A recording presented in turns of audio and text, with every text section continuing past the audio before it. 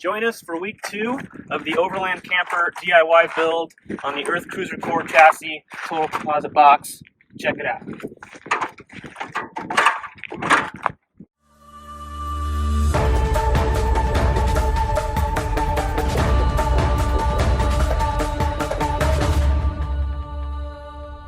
If you watched week 1, you definitely noticed us climbing up and down that precarious ladder we had out there, resting on a handy pad of ice.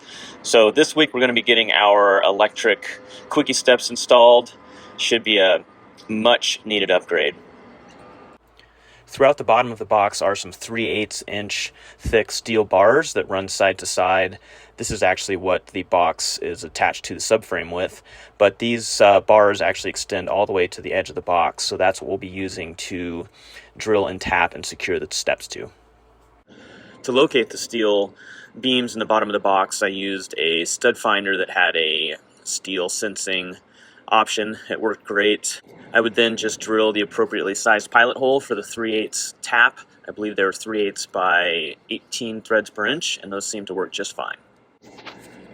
So here's an image showing the support beams that are built into the floor of the box. You can see I've drawn that little rectangle that represents where the steps line up. Basically, one of the support beams is centered directly through the center of the steps, but as you can see, the corners of the base plate for the steps do not extend to the neighboring supports. I originally tried just placing 2 nice 1/2-inch bolts with some big fat washers to secure it, but it still had quite a bit of play, so I didn't like that. So to make it more sturdy, we added basically 2 kind of C-channel aluminum bars that would span across 3 of those support beams, and we did that on the front and the back of the steps, and then we bolted the steps to those aluminum C-channels and made for a very sturdy step, and it's been working great. Here you can see the 2 aluminum C-channel that are bolted along 3 different spans of the steel bar, and then the steps, which actually bolt to the aluminum by way of 4 bolts, 1 in each corner. The trickiest part was honestly just getting the steps lined up. They're rather heavy, so as you can see, we ended up using a floor jack, which worked quite well. Next, I'm just cutting up some angle aluminum brackets that are going to be used to secure the fridge up against the wall. These are going to be glued to the Total Composite box and then screwed into the fridge, as well as a couple of these on the floor. We're going to have some on the back of the fridge as well. Here I am prepping the pieces with the denatured alcohol to clean them, and then using the appropriate metal etching chemical. That stuff you basically wipe on and let it sit for 10 minutes, and it just helps to prepare and bond metals using this particular type of glue. Next up, I'm just preparing the surface of the Total Composite box with some sandpaper, just roughing it up a little bit where these brackets will attach. And then after the 10 minutes is up for the etching, or whatever that's called, compound, we'll get them glued up. For the battery system on the truck, we went with a DIY lithium setup. These are 280 amp hour cells. We have 16 of them. We're putting them in groups of 8, which will give us a little over 1100 amp hours at 12 volts, or roughly 560 amps at 24 volts, which is what we're going to be running. You can see here I just built the box out of some 5/8 Kusa composite, and we plan to keep things nice and snug in there by sliding in these 16th inch thick cutting board material that we'll put between each cell just to keep things tight. I didn't go all out and provide like an actual sprung tension box for these cells, which many people do. The route I'm going is a little bit simpler. I might have a little bit less in terms of cycle life of the batteries, but I think it's going to be just fine because these batteries have quite a bit of cycles to them. The BMS system that we're using for the DIY battery pack are the Overkill BMSs. These have a maximum discharge rate of 100 amps per BMS at 24 volts. This is the 8-cell 24-volt version, and we're just starting to wire up the monitoring leads that will connect to each cell that feed into the BMS to monitor voltages, high and low, and current, as well as temperature. These BMS systems have a Bluetooth connection, so you can actually sync that up with your phone, where you can monitor individual cell voltage and get a good idea of what's going on with the batteries. It's quite handy. You can also turn the batteries on and off via your phone. I've got a article on our website, I'll link to it below and up top here in the card, that basically covers some of the basics of electricity, going over amps and watts and how those all work when you're going between 12 and 24 volt systems. So if you're new to electrical systems or need to brush up on amps and watts and that sort of thing, this is a good place to start. In addition, I have an article that just covers the basics of the different types of battery systems and charging options for trucks and camper vans like this. After trimming the BMS leads for the overkill BMS, we put on some terminal ends, and then we're attaching these to the cells of the battery system.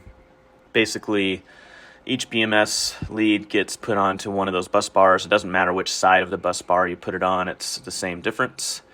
I'll eventually do a more detailed write-up of the DIY lithium battery setup with some more detailed instructions, but just wanted to give you guys a quick overview of how that all went. Here I am using the hydraulic crimping tool to put on some of these terminal ends. For whatever reason, I'm not a big fan of the hydraulic ones. I prefer the hammer crimps. I find that the hammer crimps create less sharp edges, and they tend to fit nicer inside the rubber shrink wrap fittings. I'll leave a description or a link below of the hammer crimp that I used for the rest of the build that I was really happy with. Here I'm installing the aluminum angle brackets that are fastened to the floor that will then be drilled and have screws going into the refrigerator to secure the fridge along the bottom. Again, we're using that aluminum prep chemical for the glue and giving it that proper 10-minute dwell time. Working on the sidewall to the fridge, you can see the air intake vent in the lower corner there, as well as the switch for the steps we installed earlier. And I'm just drilling some access holes for the aluminum brackets that we installed. These access holes, I'm just going to have a plastic plug over them, and when you remove that plug, you'll be able to get to the screws that are fastening in the refrigerator so that we can pull the fridge in and out after installing this outer wall. Now I'm getting ready to install that outer wall for the side of the fridge. I'm just putting a bead of glue along the floor and the back wall, and then we'll slide that in and secure it with a little bit of glue on the angle brackets for the fridge as well. Making some more cuts with the Craig track saw, plunge saw setup. I must say I'm really happy with it. I definitely miss our bigger table saw, but there's no comparison in terms of how portable and compact this system is, and it does a good job for the majority of cuts we need for the build. This is going to be the top cover for the fridge. I'm just throwing in a few Craig pocket hole spots, which will then attach to the center wall that divides the bathroom and the refrigerator area. I left about 1.5 inch gap above the refrigerator to make sure we have plenty of airflow. In addition, once we install the flooring for the van or for the truck, I'm going to put that flooring under the refrigerator as well so that it's easy to pull the fridge in and out. Just laying down some glue for that top piece above the fridge.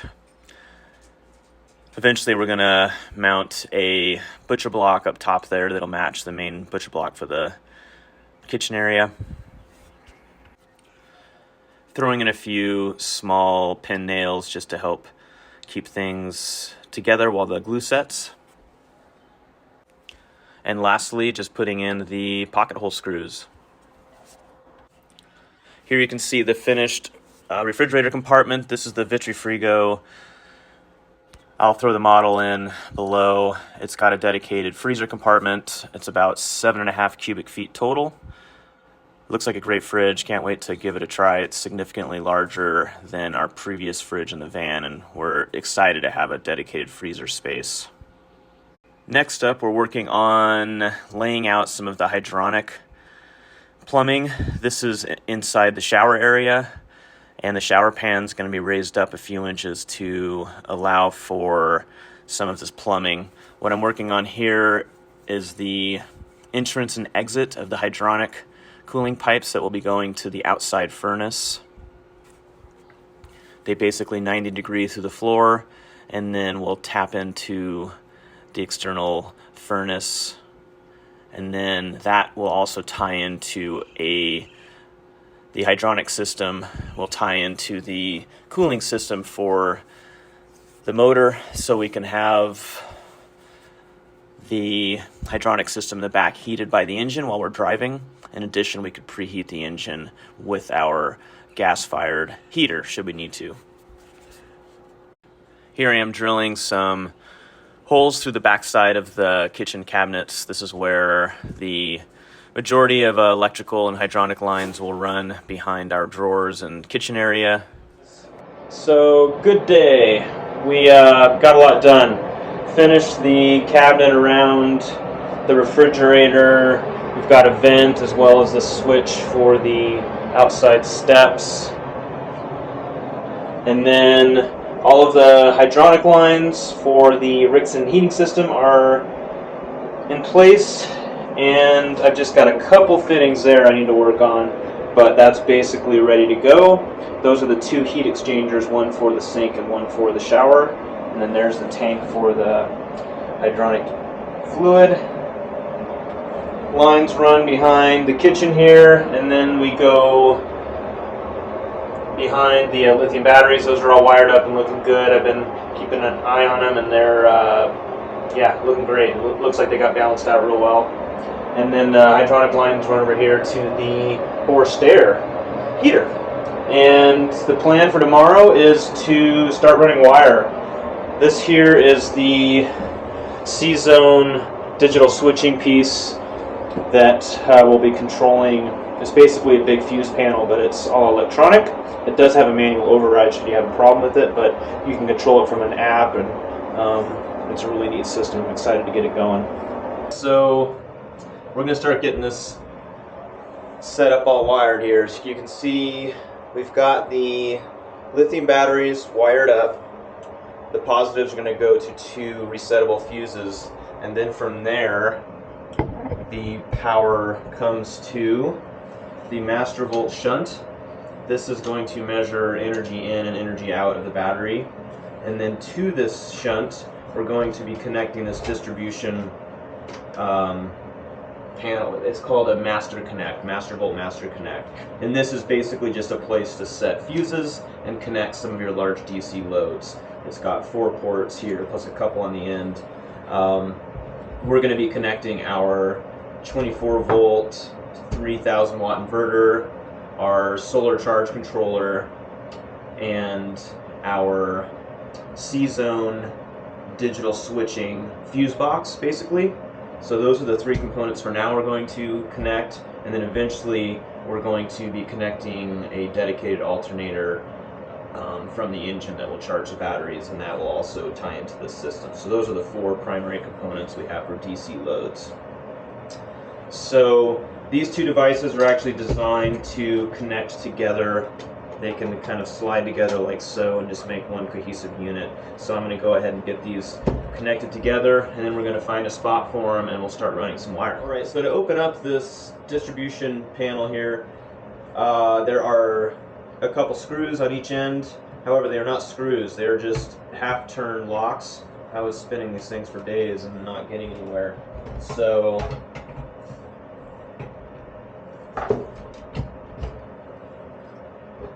yeah, they're basically just a pin deal, so it's just a 90-degree turn to free those up. So now what goes inside here are the fuses, and obviously just size those fuses appropriately for whatever DC load this is going to. I don't have any fuses in there yet, but I've got a box of them, so we'll get to that in a minute. Alright, let's have a look at our setup here. What I have pulled up is my wiring chart, or I should say diagram. So here you can see our two battery banks. These are 8 cells in each battery bank, so 16 total, giving us two 24-volt cells. These are going to be wired into a couple resettable 120 amp breakers. These will feed into the master shunt, which is then connected to the combi master thing, which is basically a distribution device to help distribute these loads to different pieces. And then inside here are fuses. From there, we take one of these is going to go to our digital switching fuse panel. Another one of these will go to the solar charge controller. Another is going to our 3000 watt 24-volt inverter. And then the final piece will be the 24-volt alternator that's coming in from the engine. I don't have that yet. That's project for the future. And then the other thing to get familiar with is the Blue Sea chart. So the way this works, let's say we have some kind of water pump that's going to pull 10 amps, or it's recommended to have a 10 amp circuit for it. So we're going to pick our amperage, the correct amperage across the top here. Voltage doesn't matter when you're talking amps, so remember that. Whether it's 12 volt or 24 volt, wire really only cares about the amperage. So looking here, we've got 10 amps, and let's say that device is 10 feet from the fuse panel. So that means that we would need 10 feet of wire going to it. But the catch is you have to take into account both sides. So you have to take into account the positive wire and the negative. So if it's 10 feet of positive, then you also add in 10 feet of negative. So because it's 10 feet away, we're going to have actually 20 feet of cable, 10 feet of positive, 10 feet of negative. So that means we drop down here. We have two options. So we know we need 20 feet. Even though it's only 10 feet away, we have to add in both lines. So for a very low voltage drop, we can get away with 10 gauge. If we're not concerned about voltage drop, we can actually get away with 16 gauge at 0 to 20 feet here. And you know, most of your simple devices don't care about voltage drop. You know, a refrigerator, your water pumps, things like that. You can certainly get away with a 10% voltage drop. Where I like to, I mean, it's never a bad idea to always stick to a little bit higher gauge, but it just starts adding up costs. But being that these campers don't have a lot of wire runs, I typically shoot for the 3%. But some areas where you really do want to stick to the 3% is anything that's that has to do with your solar charging, because that stuff, it really is nice to eke every bit of power you can out of those devices. So anyways, that's how the Blue Sea chart is read. A lot of people forget to add in both legs of the wire, so I just wanted to stress that. Now comes the rat's nest of running our electrical wires. We've done our best to figure out where everything needs to get run, but inevitably I'm sure we're going to forget some stuff. We have a variety of 12-volt circuits as well as 24 volts. So that adds some complexity to it, and just trying to group up various items into one circuit. For example, we're going to be running the composting toilet fan as well as the max air off of one circuit because they're both 12 volt, whereas the remainder of electrical items in that area, like the fridge, water pumps, electric ball valves, are all 24 volt system. We just made the last connection to the Rixson kind of central power unit here. Basically, we've got a power connection, we've got a connection to the forced air fan, got a connection to the outside furnace, a connection to the pump here, and then another connection to a relay that fires the heating element in the tank. So the last thing to do is we're going to connect our remote, which is basically like a phone cable, and that will go up the wall here to where we're going to mount the actual thermostat. All right, so this is our shower pan. It's going to have just a slight slope in this direction, and it's just going to have a linear drain here with a galley pump. So this device senses water, relays that to a pump, which then evacuates the water out of this drain. This allows us to keep all of the water and plumbing inside the rig and not go underneath. So that should be quite nice, and we're just going to get the hole cut for that drain. After using that galley pump system for several months now, I'm happy to report it's been working great. Our only complaint is that it is a bit loud, but otherwise it's been working flawlessly. So there it is, finished up.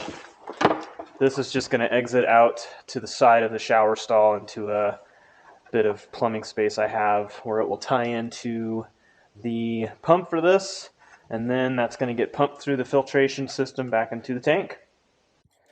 Here's a good shot of the S-bar furnace. I know in the previous videos I've shown some clips of us installing it in different places, but we ended up mounting the furnace to some of the metal on the back side of the actual cab and the frame, as you can see there in the upper left-hand corner. And the only thing I had to do was extend the wiring harness to reach the fuel pump, because the fuel pump has limits of how far away it can be from the actual fuel tank. So that was the only modification we had to make, but super happy with that location. It's been working great. I'm also just making the connections to the hydronic lines that you saw earlier that are sitting underneath the shower pan. These will just 90 degree into the furnace until we eventually get another plate exchanger and tie it into the actual coolant system of the truck.